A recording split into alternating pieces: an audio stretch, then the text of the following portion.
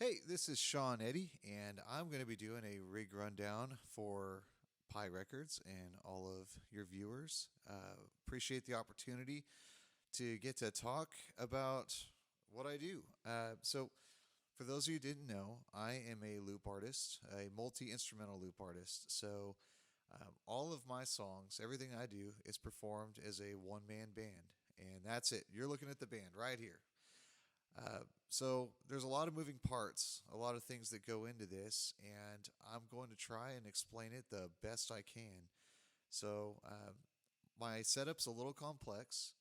It goes beyond just your regular looper pedal. So everything that you see is being powered through my MacBook, through a program called Ableton Live. You may or may not be familiar with it, but it's a DAW and it's perfect for looping. It's really meant for that. So, but before I get into that, let me talk a little bit about the instruments that I use. So, behind me, over here, I have uh, a Roland V drum kit. I believe it's a TD4KP. I bought it used, and it works great. So, I just go from a Midi output there into my Focusrite audio interface, and I trigger drum samples inside of Ableton. The reason I do that is the default or the stock sounds that are on it are really not that great. Uh, really, none of them are that great, so it works better triggering it through Ableton. But I'll give you a little bit of a sample of what it sounds like. So it's pretty cool.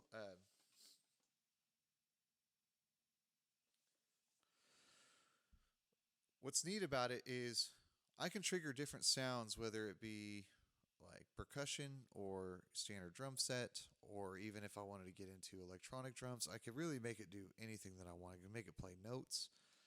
For me, I basically just have a basic percussion and drum setup, and I'll demo both of those for you. So this would be what my drum set sounds like with with the kit that I use for most of my studio and live looping performances.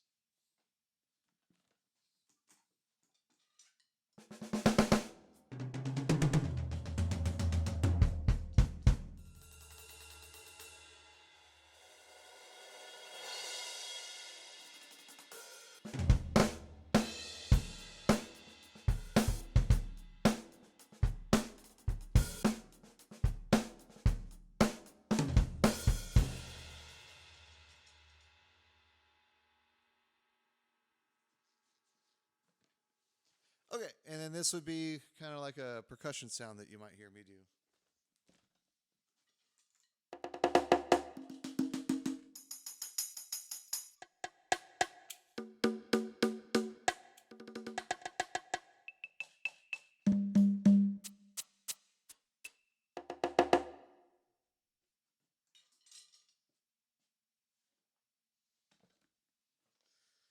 Anyway, pretty cool. I can go back and forth between the two, or I can do them both at the same time, which is kind of neat in some cases.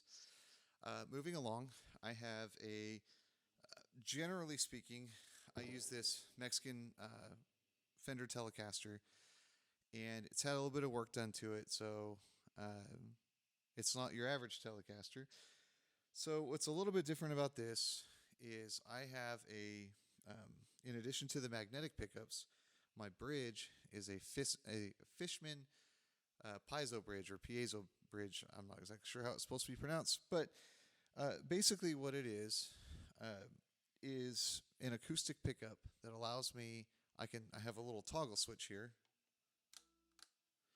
and that allows me to switch between acoustic and electric tones on my guitar. So right now I have kind of a like a surf sound going.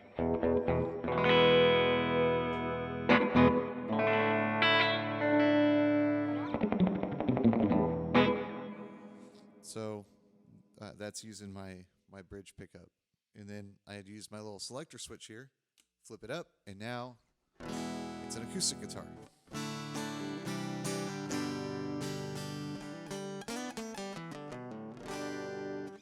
If I put it in the middle, then I can get both. It's kind of cool. Some like Pink Floyd stuff, some psychedelic rock you can do. You can do some pretty cool things when you have an acoustic and electric going at the same time. So pretty cool. That saves a whole lot of time for me because when I'm laying down loops, I'm not having to change guitars. I can do a lot with just this.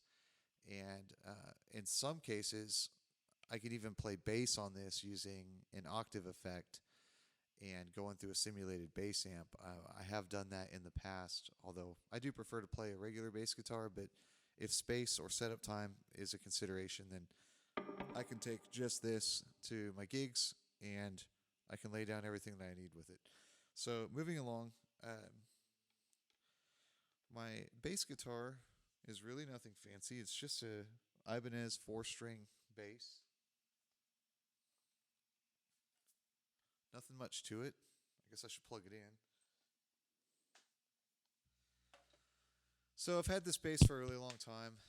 It's not exactly one of their top end ones, but it works. It's got active pickups. It sounds good. It works for me, uh, and especially for what I do. I would say I don't know that I would consider myself a bass player as much as I consider myself a guitar player that plays a bass out of necessity. But either way, it is a vital piece of my one-man band setup because obviously guitar, bass, and drums are the main ingredients to having a band. So I got to have it.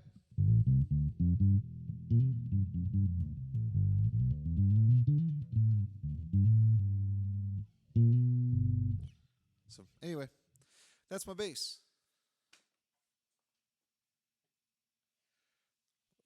With my bass, I'm running it straight into my audio interface, and I have a simulated bass amp in Ableton, and I just do some EQ. Nothing special. I'm not running any outboard pedals or anything like that. Now for my loop controllers, I'm doing. It's kind of hard to see here, but over here is a Ableton Push 2 MIDI controller. And basically, there's a lot to that. There's a lot to the push controller. It's almost an instrument by itself. But the best way I could think to describe it is it allows me to control my loops for each of my instruments. So this is where it gets a little more complex beyond a general looper pedal. I have channels for every single instrument, and in some cases, multiple channels for each instrument. And I loop individually in each, I guess you could say, channel. And then I have what's called different scenes where I combine those to make parts of a song. So I can loop a bridge separately, or a chorus separately, or verse. I'm not limited to one progression like I was using a single track looper. So it's really handy, and it also gives me some control. I can change the tempo, I can change the pitch, I can use it as like a mixer, so I can control the levels, I can add effects. There's really no limit to what I can do with that thing. I can change my guitar tones. It's amazing. It's an amazing piece of equipment, a very expensive piece of equipment, but it is very nice. What you can't see, which is on the floor, is my pedal board, and there's really not a whole lot there. So I have a preamp pedal for my acoustic tone. So my Telecaster actually has a stereo input. And so I have a Y cable. I have a stereo jack or a stereo input, and then at the end of the cable it splits. And one side goes to my acoustic signal chain, and the other side goes to my electric signal chain. So on my acoustic signal chain, all you're seeing is just I have a Zoom A3. It's an acoustic preamp, and it's got a lot of fancy stuff. You can do modeling of different guitars, and you can add effects, and it's got a boost pedal. Um, I don't get too crazy with it. I just kind of do some basic EQ, and I use the boost pedal a lot, and it's really handy because I don't have I don't have the power chip inside of my Telecaster because I didn't want to have to keep changing out the batteries. So it gives the power and gives a really good tone going into Ableton. So that's pretty much it for the acoustic side. For the electric side of things, I only have two real effects pedals. I have an Ibanez Tube Screamer, which I feel like everybody has that, and then I have a Boss CS3 compression pedal. Uh, and then from there, it runs into a. I just have a passive DI box, and from the passive DI box, it goes into my interface, which is a Focusrite 4i4 I think is what I have. So most of the effects that I get are processed through Ableton. I'm kind of changing that in and out, adding more pedal effects, but I do a mix of pedal effects and modeled effects, and so my signal chain there is pretty simple. But the most important piece of equipment down here is I have a MIDI commander MIDI controller. So it's an 8-button MIDI controller, and that runs a USB cable into my laptop. And I do two things with it. I control my looping and I control guitar tones. So I have a start and stop pedal, and which will can start the song, stop the song, um, or a play stop pedal, whatever you want to call it. And then I have a scene selector. So when I'm singing, I don't have time. It's when I'm singing and playing guitar, it's really difficult for me to reach over and hit my push controller to change scenes. I'm going to be cutting out my guitar playing, and it's difficult to do while I'm singing.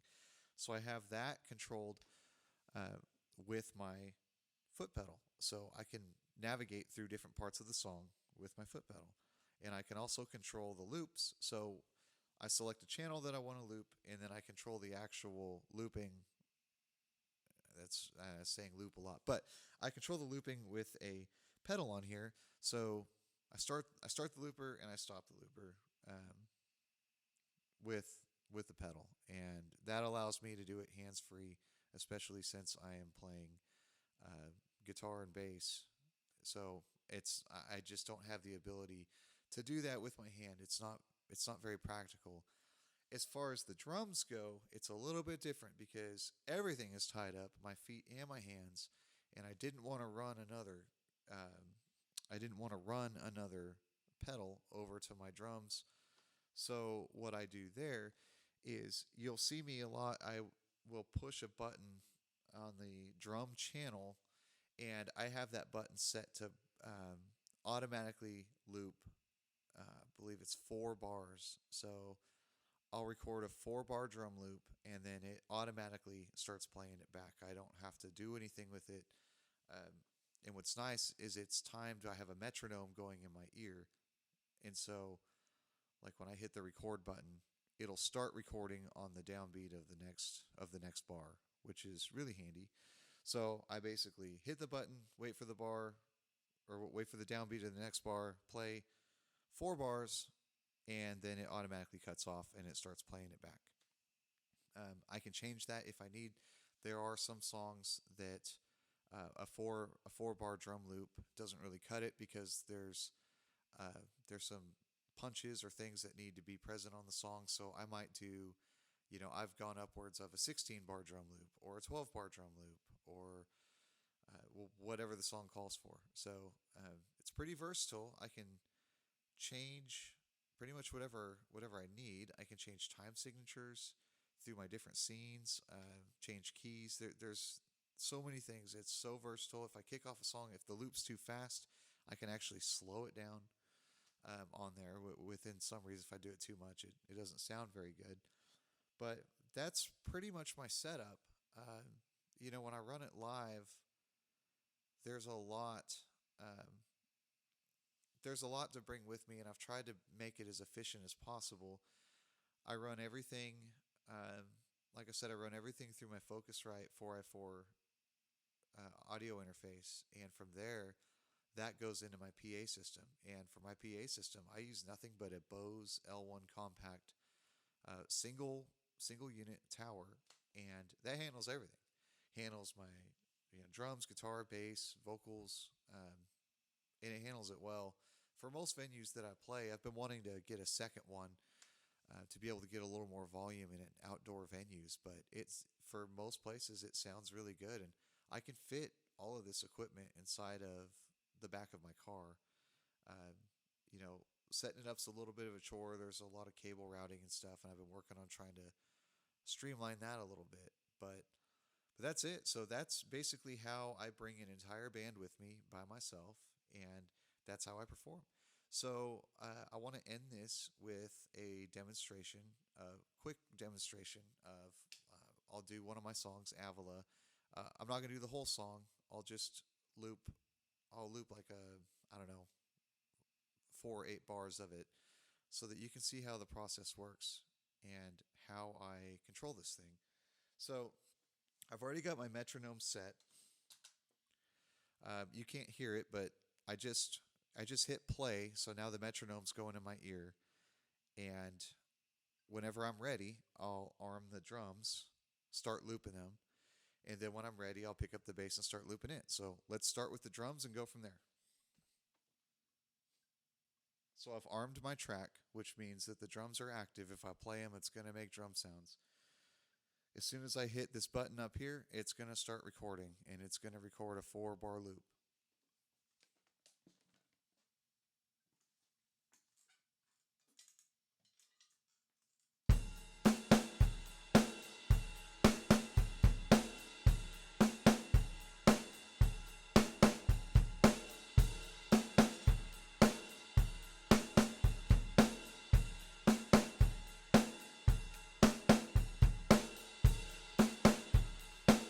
Okay, so as you can hear, the drums are going, and they're just going to keep going like that for the whole song until I tell them to stop. So now I have my bass track or my bass channel armed.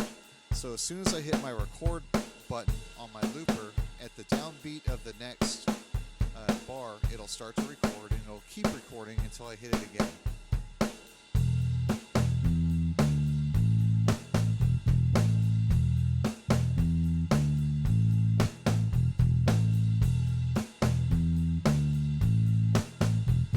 I just did a quick little part of the bass line.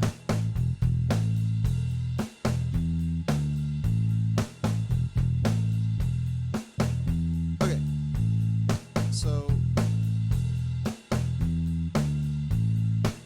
we grab a pick real quick.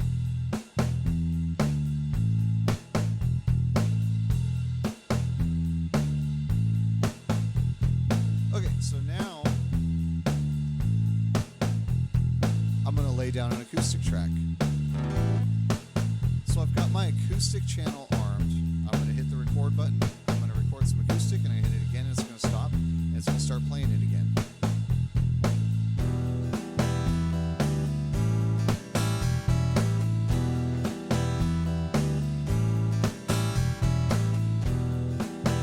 So now my song's playing, okay? Like, now I'm ready to go.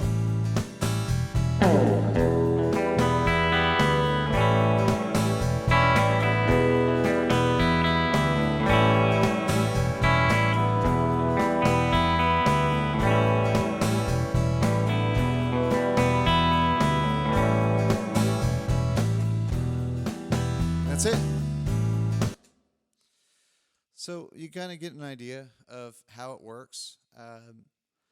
Live looping is an amazing tool if you play multiple instruments. Even if you don't, if you're just a guitar player, it's great for practice. You can do a lot of things with, like I said, with just an acoustic guitar.